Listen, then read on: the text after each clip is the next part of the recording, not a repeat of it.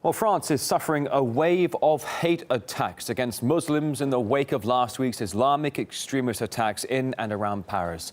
Monitors of Islamophobia are reporting scores of incidents. In fact, since Wednesday, there have been over 20 shootings at Islamic buildings. Even grenades have been thrown as well. On top of that, there have been over 30 threats made. In fact, overall, 54 anti-Muslim incidents now in less than the course of a week. Now, in just the first 2 days after the shooting at the satirical magazine Charlie Hebdo, over a dozen attacks against Muslims were registered all throughout the country. In fact, an assault, for example, on a mosque in the city of Le Mans, that was one of them. 3 grenades were thrown into the building. Let's show you another incident in the southeast of France. A bomb detonated near a Muslim restaurant as well. And in another city in the same region, a mosque there was actually set on fire. So concern is coursing through the Muslim community. There's little security to protect them, as RT's Harry Fear now reports.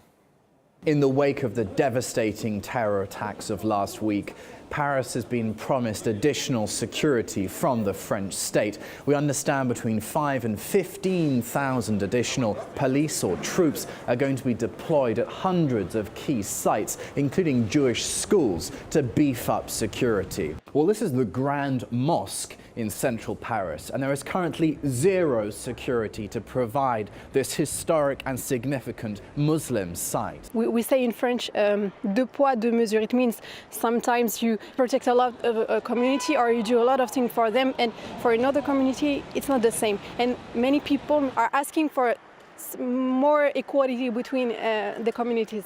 In summer 2013, in the UK context, following the slaying of the British soldier in London, there was a massive spike in anti-Muslim violence, the fear that something similar could transpire here. We actually have been asking for many years to the states that they secure Muslim location, especially the mosques, as they actually do for Jewish locations, such as synagogues. So I believe that today, more than ever, we really need this security around Muslim locations. There have been more than 50 attacks against Muslims in France since the attacks took place on Wednesday. In the coming days, weeks and months, the French Republic will be judged on how it provides security for its vulnerable minority communities. However, for some, already, ostensibly, the French state is failing to do so. In Paris, I'm Harry Fear, RT. Well, French Muslims are admitting they are afraid of a possible escalation. The head of the Collective Against Islamophobia in France admitted that he's scared for his family. Asghar Bukhari, a founding member of the Muslim Public Affairs Committee UK, are warning against demonizing all Muslims because of extremist attacks. You have this belief that Muslims are in the know. They must have known about the attack. These 6 million people secretly knew about it. They don't know about it. Often even the parents of people who are going to take some sort of terrorist attack have no knowledge of what's going to go on. So, I never really understand what people want us to do. As far as the institutions, the Muslim mosques and stuff, I suppose they could do something in that they could teach young Muslims that they could bring about a change to the frustrations, policies that the Western world is committing around the Muslim world. But even that is a false start because they can't talk about foreign policy. They're so frightened that the government might come down and call them extremists because of it. Now, anti-Islamic sentiment is growing in Germany as well.